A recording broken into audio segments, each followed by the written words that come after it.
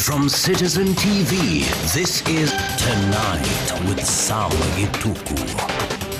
Hello there. Thank you for choosing Citizen TV on this 18th day of December 2025. It's exactly 1 week to Christmas. I hope you're getting on well with your preparations. But also tonight, we have special focus on what has been happening the entire evening. We see the president in Mukuru unveiling more than 4,500 affordable housing units. We'll be linking with our colleague, that is Olive Barrows, to speak to us about what's happening there.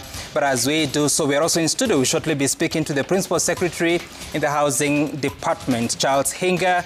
But also tonight, we have the News Gang, which will be coming to you as a review of the events of the year 2025, what a year it has been in terms of politics, but also the future of the country at a time that already the president has spoken about going to the Singapore route. But first, Olive Barrows, what can you tell us from Mukuru?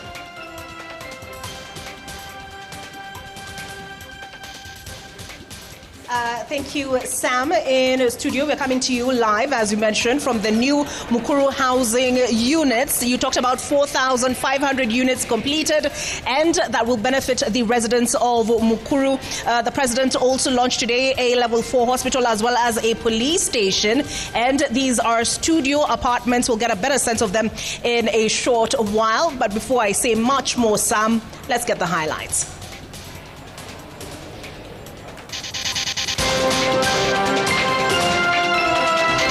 Have you had anybody being taken to court in all these cases where a man has been paid to go to schools under this, and then somebody comes and tells you that he's going to go to Singapore? The time frame for us to achieve this dream, it is about our commitment as a country.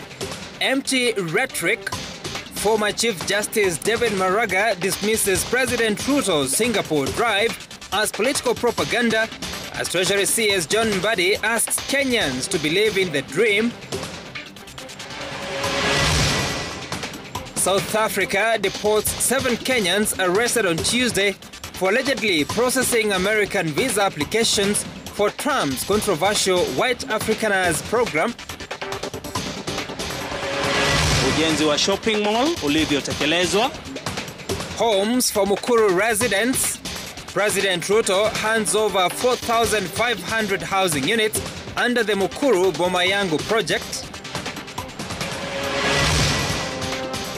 A new survey shows the country headed in the wrong direction, even as support for the broad-based government continues to rise.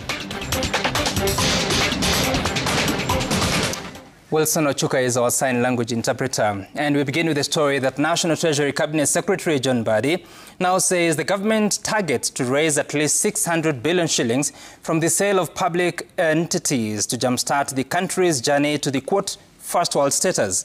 Mbadi estimates that from the fractional sale of government stake in Safaricom and the Kenya Pipeline Company will fetch upwards of 350 billion shillings, much of which will be invested in the yet-to-be established National Infrastructure Fund Limited Liability Company. The CS says the period to be taken to attain the desired status will depend on the collective commitment by Kenyans, as Emmanuel Toh now reports. The mind-boggling question on exactly how long it will take Kenya to reach the first world status continued to linger Thursday as the Cabinet Secretary for National Treasury and Economic Planning John Mbadi gave more insights into the proposed roadmap to Singapore. Mbadi throwing back the ball to Kenyans, saying the matter of time was up to them. The time frame for us to achieve this dream, it is about our commitment as a country. Let us for once believe that in ourselves. Drumbeater number 1, eh? The timelines announced by President William Ruto have been a moving target, starting with a 30-year goal, 10 years, and recently halfway next year. The government has a vision, which the president has elaborated, about 10 years. But you see, achieving first world status, you can do it faster than even 10 years, depending on how you are committed. But if you are not so committed again, it will take us a while. Mbadi then turned up the heat on the opposition brigade, who have labelled the plan a mirage, picking out Kiharu MP Ndindi Nyoro, who he says is bitter after his removal from the powerful Budget and Appropriations Committee. Someone asked us, where did we take the money we borrowed in the last 3 years? It's just a year since he left being chair of the Budget Committee. Can he explain where he took the money? He was doing cabros to his home, in his schools. The CS disclosing that the government is targeting to collect over $500 billion shillings through the ongoing privatization of public assets. This National Infrastructure Fund is going to get the initial capitation from the proceeds of privatization and divestiture. We are targeting about 600 billion shillings. Already we have identified over 300 billion shillings from KPC and divestiture of Safaricom alone. That will give us close to 350, or at minimum 300, maybe and 20. The ministry also clarified that the control of the National Infrastructure Fund and the Sovereign Wealth Fund remains with the government. There is nothing. This company is going to be a limited liability company which is formed under GOE, government-owned enterprise. From the word, it is a government-owned enterprise. Only that it is going to be commercially run. The process of restructuring the leadership of some of the government parastatals is expected to begin soon to align their running with the recently passed Government-Owned Enterprises Act. Emmanuel Too, Citizen TV, Nairobi. At the same time, retired Chief Justice David Maraga has dismissed President William Ruto's ambition to elevate Kenya to the economic status of some of the world's developed nations, terming it a populist pitch designed to win public support. Maraga urged the president to prioritize a decisive crackdown on corruption, warning that meaningful development will remain elusive unless graft in government is firmly dealt with. Citizen TV's Ben Kirui has more. Hiyo plan ya trilioni 5 tumeanza jana, and by next year we will be halfway. Pouring cold water on President William Ruto's ambitious plan to propel Kenya into the ranks of the world's wealthiest nations, Chief Justice Emeritus David Maraga has branded the much publicized 5 trillion Kenya shillings economic push as unrealistic and empty rhetoric. You can't go to Singapore.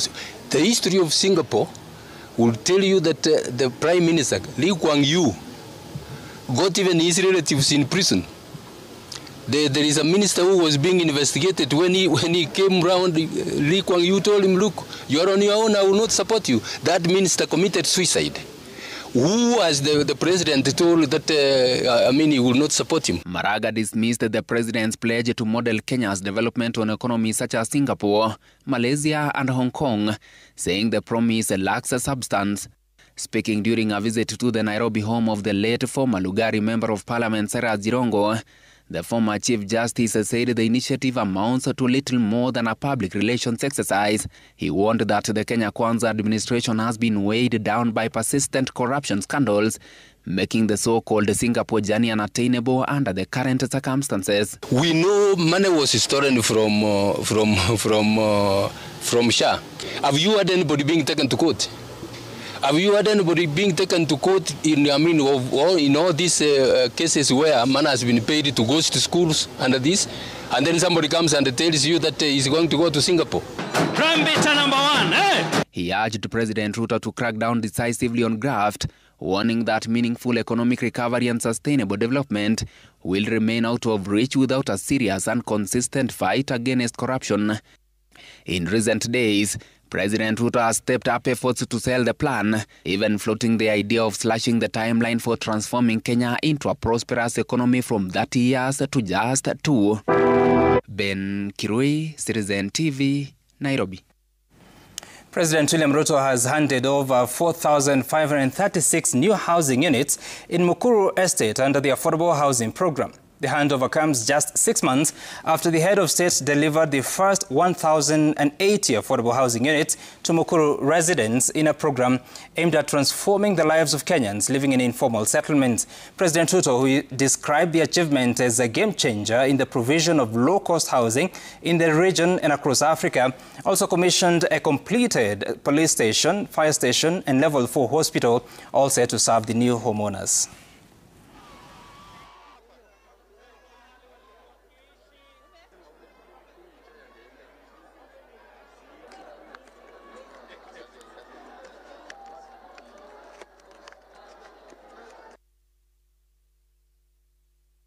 The keys we give you today is not just to open a door. It is not just to open a house. It is a key to open a home for you and your families and your children. And that is the commitment I made to the people of Kenya. And I will do whatever it takes to make sure that I keep that commitment. Kuna watu wanapinga affordable housing. Nyinyi wenyewe mmeona hizi manyumba. Ziko na maji, ziko na internet, ziko na stima, ziko na choo, ziko na shower. Hii affordable housing iendelee, isiendelee? Affordable housing iendelee, isiendelee? All right, and from Mukuru, Olive Barrows joins us now. Olive, you had started to talk to us about what you've been witnessing. Perhaps you can now brief us where you are and who you're speaking to.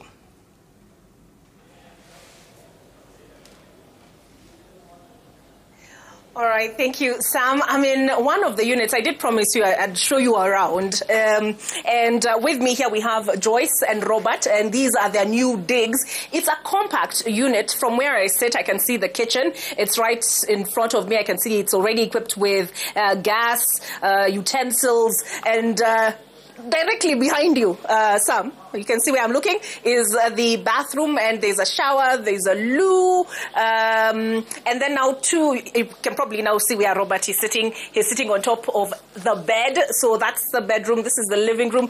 Joyce, wacha nikuulize, wewe ni mkazi wa Mukuru? Yes. Okay. Unahisi aje hii nyumba yako sasa wewe na Robert? Nyinyi ni mke, bwana na mke? Yeah. Okay. Nieleze kidogo, umeishi Mukuru miaka ngapi? Kivipi umekuja kuishi huku? Unaona hata uko na sofa set tayari. Hapa kwa sasa nafurahia mahali penye niko. Kwa sababu hatukuwa tunaishi hapa. Mwanzo tulikuwa tunakaa huko Margoine. Okay. Sasa ni mbali wapi na hapa penye tuko? Si mbali sana. Ukipita Mombasa Road hivyo. Okay. Haya. So Robert, utuelezee kivipi, how did you come to own this unit? Ile process ulipitia, yani ndio hii kwa nyumba yako sasa. Umesema Joyce ndio atuelezee. Haya, Joyce tuelezee hiyo process. Process ilikuwa mimi nilienda kwa cyber nikatafuta boma yangu, nika login na nikapata message, na sasa ndio mahali penye niko. Na ni nini ilikufanya uende sasa haswa uende cyber uangalie maisha ambayo tulikuwa tunaishi? Unaishi kijiji, maisha ile maisha mbaya. So ukiangalia hii nyumba, nini haswa inakufurahisha tena sana? Naweza shindwa kuelezea kwa sababu nakaa si kwangu. Bado hujavuja kuzoea bado? Nashtuka. Bado uko shock? Robert, unahisi aje? Mimi niko na furaha by the way. Hata siamini kama niko hapa hivi kutoka mahali nilikuwa. Kuna furaha mingi sana. Tueleze kidogo, umetoka wapi? Mimi bado nimetoka Margoine. Nimekaa huko muda mrefu sana, karibu miaka 20. Mimi nikuja kitambo huko. Kutoka vile uliingia Nairobi na ukaingia huko? Na nikaingia huko. So mimi nimekaa huko hadi siku ya leo ndio nimekuja hapa hivi. Okay. So ya maisha ya huko ilikuwaje? Kama umeishi huko miaka 20, hakuwezi kwa kubaya sana. Maisha huko siwezi sema ni mbaya, sababu mimi naishi huko, nafanya kazi huko. Unafanya kazi gani? Kazi ya hoteli huko. Uko na unauza kama chapo madondo au Yeah, vitu kama hizo. Anaitwaje ndo tuje tukusalimie? Ni Classic Hotel. Classic. Huko lazima nije huko. Tu unauza chakula kama gani? Yeah, chakula kama hiyo mandondo chakula umesema, nyama iko, matumbo. Na ngoja unialike lunch. Karibu watu wote huko wanakula huko. Hoteli kubwa sana, si kadogo. Kwa hivyo unafanya kazi pamoja na madam mama? Azi tuko yanafanya side tofauti but mdosi wetu ni moja. Yeah. Okay. So wewe ni chef? Yeah, kitu kama hiyo. Kama hiyo. Haya, sasa nikuulize, ulisikia sasa madam alikwambiaje mpango sasa akakuingiza box, akakwambia sasa tunahama? Hii mpango vile ilikuja, okay, mwanzo hatu kukubali. Sasa vile unasikia kila mtu na zake anakuambia uongo, ukweli, so unabaki uko hapo katikati. So tukatishiwa tukaambiwa kuna bomolewa. Unaona. So ndio tukaona tuchukue option. At least tuwe na mahali pa kuwe. Tusibomolewe juu tulikuwa tumepewa date. Tarehe 15 hii month. So ndio tukajaribu kuona tukizuba hatuna mahali tutaenda. So naona. Sawa, Mungu labda alikuwa ametupangia chance yetu. Sisi tulijaribu tu kidogo tu na tukafanikiwa. So ni kama mlipewa nafasi ya kwanza kwa apply. Yeah. Hivyo ndio walikuja kuambia nendeni hapa baba yangu fanyeni hivi na hivi. Yeah. Sasa niwaulize, kuna watu wengi wangependa kuishi hapa. Changamoto huwa ni nini? Mfuko. Yeah, mfuko. Si mnaelewa? Yeah. Sasa mpango ya huku ni gani? Kama Rent. Ya huku. Ama ni mortgage sasa? Okay, kama mimi kwa rent sioni kama rent ni ngumu. Sababu kama huko tunalipa ngiri 3. Sasa hapa tunalipa 39. Sioni 3900 kwa mwezi. Kwa mwezi. So ni inaelekea, yani ndio hii nyumba iwe yenu kabisa au ni rent? Ya kununua au ni ya hii nyumba unalipa, lakini tuko na muda tumeambiwa, lakini sija confirm vizuri. Utalipa alafu baadaye kuwe yako. Nimeelewa sasa. Lakini kulipa pole. Mdogo. Haya. Kama hiyo rent sasa. Utalipa ifike mahali muda wamekupea kwa yako. Haya, ndio tutaniambia ni wapi unafanya kazi, pia wewe unialike huko kwenu. We are coming to you from the Mukuru, the newly launched Mukuru Housing Estate. Speak kama mliona hizo fireworks. There were huge fireworks that you could see from kilometers away. We've been speaking to Joyce and Robert who are newly moved in. They're still coming to terms with their new reality. But before we get much further into this conversation, Sam will come to you in studio. All right, thank you so much, Olive Barrows there from Mukuru, speaking to Joyce and Robert. And behind Olive, you can see the Christmas tree. Just to tell you that we're just there. It's about a week to the festivities. But now with me in studio is Charles Hinga, the Principal Secretary of Housing. How are you doing? Hi, Sam. Great to see you. And I saw you in Mukuru earlier on. There are a few issues that have come from the interview by Olive with Joyce and Robert about how they're going to own this. Perhaps you can just, for the sake of clarity of even the beneficiaries in Mukuru, talk to us about how the rent to own will work and for how long. Okay. Thank you very much, Sam. So we have 3 categories of housing, or 3 schemes. You have got what you call social housing. Social housing is really targeting people who earn 20,000 and below, and people specifically who live in the informal settlements. With the social housing, there is no deposit. So deposit, you get what is called a deposit assistance. Then we have worked out the numbers to almost equate what they are, the going rate in the informal settlements. So as you heard Robert there saying that they are paying about 3,000 shillings. And then 3,000 shillings. And that is for a shack. You know, that is a place with no water, with no sanitary, no basic services. So they will have to pay 3,900. But actually the mortgage is 2,900. There is 1,000 service charge. And actually the service charge is 800, and then there is 200 insurance. Okay. So that's what comes to 3,900. Service charge is obviously because they are common areas, you need to maintain these properties in good conditions. Right. But the government then subsidizes a portion for the social housing. So the amount of service charge will be about 3,000. But for people who are in the social housing, we are subsidizing with 2,000. So this insurance is for what? For the mortgage or what? You know, the insurance for the house. You know, when you're a homeowner, you also take up insurance for the house. Who's the underwriter for that? You know, there are different underwriters, so it's not one specific underwriter. So the Affordable Housing Board has contracted various service providers to provide the mortgage. I mean, sorry, the insurance. The insurance itself. Yeah. So every homeowner must pay the premium so that the house is covered. Then over and above that, then they have basic services. Remember, Sam, what makes up the difference between a slum and a decent housing is not the structure. So you're not replacing, say, mabati structure with a stone structure, and then you say that is housing. Right. A slum is a slum because it lacks basic services. So as you've heard from Robert saying, and Joyce saying that in the slum, water is more expensive. They pay about 179% more for water than you and I. They pay for electricity at about 140% more. And it's an illegal connection, and they are badly done. That's why even yesterday there was a fire, even in Marigoine. Okay? Then they pay to use a toilet. Okay? And it's not even one toilet for a household. It is, you use one toilet for many people. Right. It is not within the compound. Yeah. So the lack of the basic services is what really makes a slum to be what it is. Right. So now when they move into their own home, they have got running water. Right. They have a toilet in their own home. They have electricity in their own home. Then they have other added, what we're calling the new utilities. Over and above the three basic utilities, we have got then piped gas.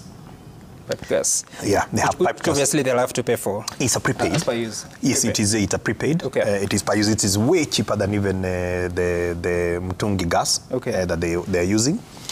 And in fact, on that note, it's important that I clarify. So majority of them will not be moving in tonight. All right. Because there is some work that needs to be done on the gas. So every gas is metered. So every homeowner needs to go and have the meters registered. Okay. But what we've done is that for the next 90 days, so they have next 90 days to move into their own home. Okay. So as we finish the gas works, then you can move in, and within those 90 days they're not paying. Okay, so they're not paying. They will not pay for the gas, but moving also and settling. Moving and settling. Okay, so you said that there's deposit assistance. What is that? So remember, there is a 5% deposit now for everybody else. Yeah. Okay. So, but to make housing affordable, because what is affordable? Affordable is actually based on the size of your pocket. So we have determined that the deposit is a big barrier, especially for the people at the lower echelons and the lower income. Right. So therefore, if you earn 20,000 and below, whether it is formal income or informal income, there will be no deposit. No deposit. Yes, there's no deposit. All right. So talk to us about when were these units started? Is it under President William Ruto or President Uhuru Kenyatta? So in the last regime, because I was still the PS in charge, the President Kenyatta managed to help us to get the land back because the land had been grabbed. So with the EACC, we got the land back. And then the President Uhuru then invested in the trunk infrastructure. So there were 3 different contracts that got started for the trunk infrastructure. Then there was the first bed sitter, 5 blocks that started. But then we had no funding. We had no source of funding. Yeah. So initially we got NSSF to fund it, and in exchange we were going to give them 15 acres. Of land, which they were going to develop into high end. So that was the model that we were trying to use because we didn't have a clear source of funding. Yes. But in earnest, so the construction, all the houses that we have given were started in October of 2022. Yeah. But the trunk infrastructure had already started under President Uhuru. Okay. And perhaps you may help us understand what it has cost, because now today is 4,536 units. In May, there was over 1,000 units. What is the cost of putting those up? So there are 3 different contracts. Yeah. Okay, there are 3 different contracts, because the contract, there's a contractor for the bed sitter, there's a contractor for the 1-bedroom, and there's a contractor for the 2-bedroom. Those are 3 different contractors. Overall, in total, is about 16 billion shillings for the entire development. 16 billion. Yeah, 16 billion shillings for the entire development. So if you sell at the rate you are selling, how much is a rate for? So the studio unit is going for 640,000. Yeah. So how much do you expect to recover from the 4,500? What do you mean? How much do you expect to recover from the sale of these units you've launched? So the social housing, as I said, is subsidized. Yeah. Yeah. So there is, obviously when there's a subsidy, you will not be able to recover the full amount. But then you make up with the market unit. So I told you there are 3 categories of housing. Yeah. The social housing, there is the affordable middle class, and then there is a high end. So remember this program, everybody, and I think just to try and demystify what has been put out there, everybody is entitled to a home. Yeah. But you can only buy within your income bracket. Sure. So, because everything is about your income levels. So all the people who earn 20,000 and below, they have got 3 types of houses. They've got the bed sitter, they've got the 1-bedroom, and then they've got the 2-bedroom. Okay. That is the social housing. So this bed sitter is the cheapest of the units, which is 640. Right. And then you have got the 1-bedroom, which is about 850,000. Okay. And then you have got the 2-bedroom, which is about 1.2. 1.2. And then again, because of the way we are financing, because of the support of the housing levy, we are able then to finance at way below market. So how we are able to achieve, for example, the 2,900 mortgage is they pay interest only of 3%. What percentage? 3%. 3%. Yeah. Okay. So you can imagine the market is at about 15 or so percent. Yeah. And that's what has created the barrier to most people not being able to own. Okay. So with the program, we're able to underwrite the mortgage at 3% for the people who are the social housing. And then we are also able to give a long tenure. So remember, again, one of the reasons why as a country we don't have enough mortgages is because we have just a broken housing system. Right. And some think about it, we have got less than 30,000 bank finance mortgages for a country of over 50 million. And there is a reason for that. The reason for that is because the cost of land is prohibitively high. Right. Cost of financing is also very high. So when you combine the cost of land, the cost of mortgage is also high. That's how you end up with only 30,000 mortgages in the country. So, okay. So you have got, and with the banks, they were only able to do between about 7-10 years. But now with the housing program, we have introduced up to 30 years. Up to 30 years. P.S. Charles Hinga, in charge of housing programs, speaking to us about what we just witnessed today. And of course, there are so many other issues to think about, including the cost-benefit analysis, the return on investment. But we continue that conversation. For now, we take a short break. When we come back, we have more stories. Stay tuned for that.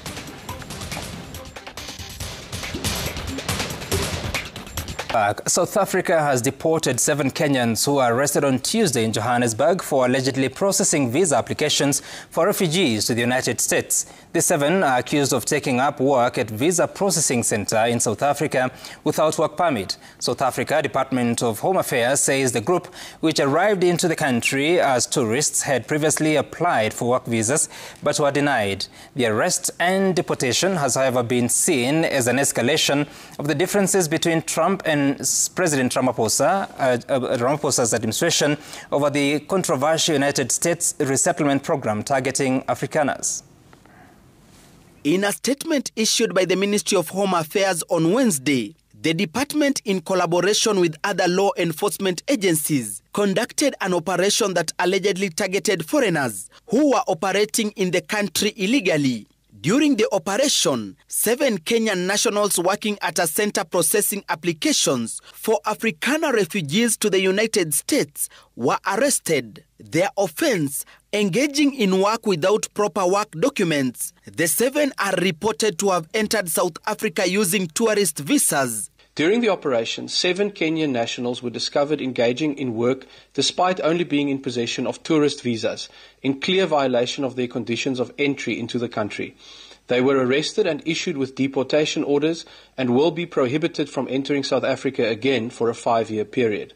Those arrested are believed to be part of a group that the United States State Department had engaged South African government to allow them get visas to assist with processing the Afrikaner refugees. The program is being done by RSC Africa, a Kenyan-based refugee support center operated by Church World Service. In defending their action, the department says the operation was part of intensified deportations over the past 18 months, which aims to stop the long-standing abuse of their immigration and visa system. No U.S. officials were arrested in the process, the operation was not conducted at a diplomatic site, and no members of the public or prospective refugees were harassed. The arrest and deportation has reawakened South Africa's displeasure with the refugee program, which the Trump administration started on claims that there was genocide against white population in the country. Of people, death. South Africa President Cyril Ramaphosa's administration has denied the allegations. The Department of Home Affairs says following the action, they have initiated formal diplomatic engagements with both the United States and Kenya to resolve the matter. The Ministry of Foreign Affairs in Kenya is yet to issue a statement on the matter. And just put this on, it's right behind you. Gatete Njoroge, Citizen TV. With or without you. And in response to the arrests, the U.S. government issued a statement which reads, the U.S. condemns in the strongest terms the South African government's recent detention of U.S. officials performing their duties to provide humanitarian support to Afrikaners. Furthermore, the public release of why U.S. officials' passport information is an unacceptable form of harassment. The statement says this can only be seen as an attempt to intimidate U.S. government personnel in South Africa on official business. The United States will not tolerate such behavior towards its government officials or towards any of its citizens who are legally and peacefully operating abroad. The public release of personal identification or information puts the official in harm's way. Failure by the South African government to hold those responsible accountable will result in severe consequences. The statement says, we call on the government of South Africa to take immediate action to bring this situation under control and hold those responsible accountable. End of statement. And now to another story. Supreme Court Judge Mohamed Ibrahim was laid to rest today at the Kariakor Muslim Cemetery in Nairobi. Justice Ibrahim passed away yesterday after a long illness. Former Chief Justice David Maraga and other leaders, including former Public Service Cabinet Secretary Justin Muturi, attended the funeral and described the late judge as a man of integrity who served the nation with justice and equality. One by one.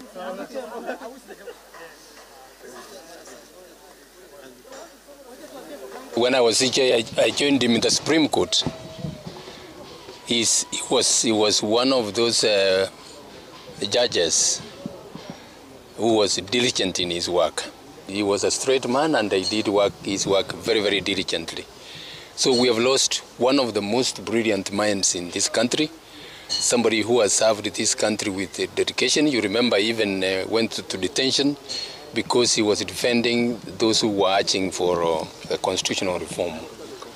But among the most outstanding things about Judge Mohamed Ibrahim is his commitment to the values of dignity, values of human rights. And I was Attorney General in the Judicial Service Commission. And once again, notwithstanding the many trials and tribulations that were always facing on the JSC, Judge Ibrahim remained always the voice of reason. The soul of the late judge, rest in peace. India has signaled its intention to further deepen bilateral ties with Kenya with a view to elevating the relationship to a higher strategic level. India's new High Commissioner to Kenya, Dr. Adarsh Swaikar, said the long-standing partnership between the two countries has been mutually beneficial. He noted that India has provided economic support while also facilitating the easy movement of people through user-friendly measures, including the introduction of electronic visas. To further strengthen engagement with the continent, Dr. Swaikar said India has so far convened 3 editions of the India-Africa Summit, underscoring New Delhi's commitment to closer cooperation with African nations, Kenya included. India looks forward to working with Kenya closely in many of the UN and multilateral fora, and we have an excellent track record on working together. India's engagement with Africa is partnership-based, grounded in respect, shared growth, and long-term commitment. India does not see Africa merely as a destination of opportunity, but as a partner in shaping the global future. Towards that end, India has already organized 3 editions of India-Africa Summit, a key platform for engagement with all African countries. India's connection with Africa has grown manifold in the last decade. Kenya, with its regional leadership, dynamic economy, and young population, is central to that vision. 5 lucky shoppers were today awarded prizes by Naivas Supermarket, including a car and motorcycles. The awards are part of the Naivas annual Kikwetu Christmas campaign, which runs through January. Speaking during the award ceremony, Naivas CEO Andreas Van Paleski said shoppers will continue to enjoy discounts of up to 60% on selected items. He added that more prizes are still up for grabs, including over 200 goods, electric household appliances, more than 20 motorcycles and 3 additional cars. One of the winners, Nahashan Kamau, who won a vehicle after shopping goods worth 452 shillings, attended the event with his family to receive their brand new Suzuki Alto car. Unaona nikipea mtu hata kama nitaingiza kwa Uber nipatie mtu na mimi naendelea shughuli yangu. So unaona salary yangu bado imekuwa mingi. Sikuwa najua nitaanzia wapi na boda, but I am very excited, I am very grateful for this opportunity juu as a student na as a comrade imenifungulia njia. So we're really here to celebrate what is the most important part of our year, but of course encourage our loyal customers to come and shop with us and be in with a chance to win one of many great prizes. Thank you. Congratulations to the winners. President William Ruto has directed the establishment of a 500 million shilling annual National Minority Scholarship Program aimed at improving access to quality secondary and tertiary education for minority communities. Speaking during the International Day for Minority Rights at State House on Thursday, the President announced that the Cabinet has approved the National Policy on Ethnic Minorities, Indigenous and Marginalized Communities, a framework the government says will guide the implementation of constitutional protections for vulnerable groups. Melita Oletenges reports. Minority communities facing challenges such as political marginalization, limited access to education and healthcare, and land dispossession gathered at State House, Nairobi to mark the International Day for Minority Rights. Addressing the forum, President William Ruto announced the rollout of a National Minority Scholarship Program to bridge education gaps among minority groups. The program will support children from indigenous minorities and marginalized communities to access both secondary and tertiary education, ensuring that poverty is no longer a barrier to talent. The President further announced that Cabinet had approved the National Policy on Ethnic Minorities, saying it will anchor support for marginalized communities within a clear legal framework. It responds directly to the challenges acknowledged in this forum 2 years ago and establishes the institutional architecture we committed to build. President Ruto defended his development agenda, urging minority communities to believe in his vision, including the approved 5 trillion infrastructure fund. Madness is doing the same thing year and year, over and over again, and expecting different results. We are not mad people. We know what we want to do. We cannot continue doing these things the same way, in the same manner, and expecting that Kenya is going to change. He dismissed claims by critics that he had abandoned the bottom-up economic agenda, insisting it remains the foundation of his leadership. Unajua, tuko na watu wanaongea maneno mingi. Sijui Ruto amewacha bottom-up, sijui ameenda, sijui Singapore. Mimi nataka niwaambie, this is a continuation. We are lifting everybody from the bottom so that together we can charge forward. The president also took a swipe at the opposition, accusing its leaders of lacking vision and a clear agenda. Lakini wale majamaa vile nimewaona, sera hawana, mpango hawana, maono hawana, agenda hawana, hata akili. President Ruto also directed that 200 million Kenya shillings be allocated annually to an education infrastructure fund through the Ministry of Education to construct and upgrade schools in marginalized regions. Melita Oletenges, Citizen TV. Sports. Defending champions Kenya Police FC missed the chance to go top of the Kenya Premier League when they were blanked 1-0 by Murang'a Seal in a match played at the St. Sebastian Park in Murang'a County. Police FC are in second position on 21 points, tied with 5 other teams.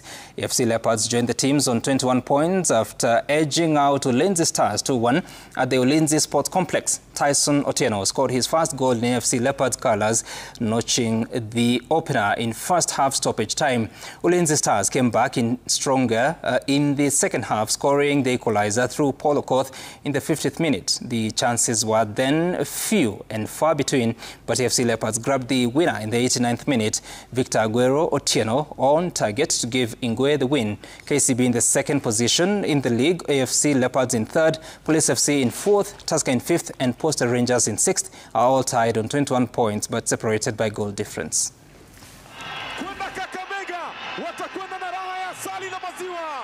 Again, tumeconcede na set piece, kitu ambacho tumekuwa tukiconcede nayo kila baada ya wakati, kitu ambacho tumekuwa tukifanyia mazoezi kila I don't know, because ni kitu tumekuwa tukizungumzia, tujaribu kufanya marekebisho, lakini bado tunapoteza kwa sababu ya hizo mpira za dhahabu.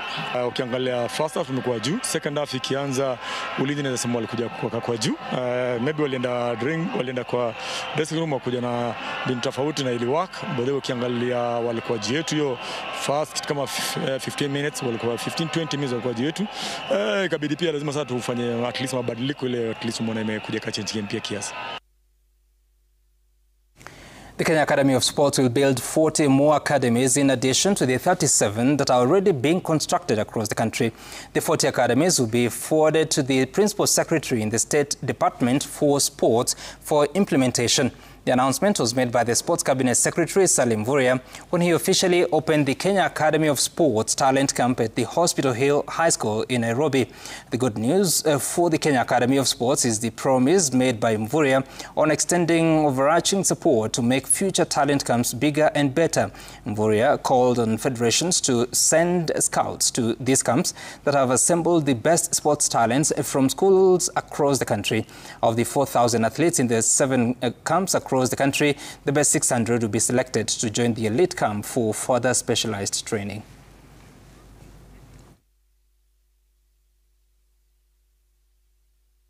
And that is why, apart from the few days of camping, we want a very good transition strategy so that the talents are transited from school to the national level. We are also doing academies across Kenya. We are doing sports academies. We are doing sports stadiums across Kenya. So this camping is augmenting all those efforts.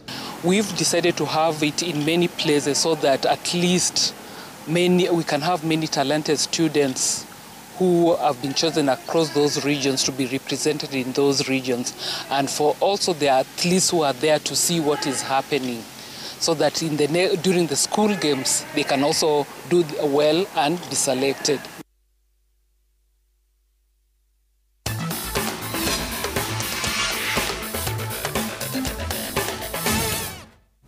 All right, and in that story, we've come to the end of the news update on tonight.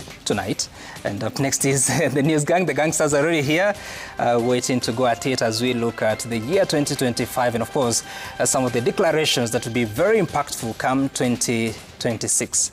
They are ready for you. We're back in a moment.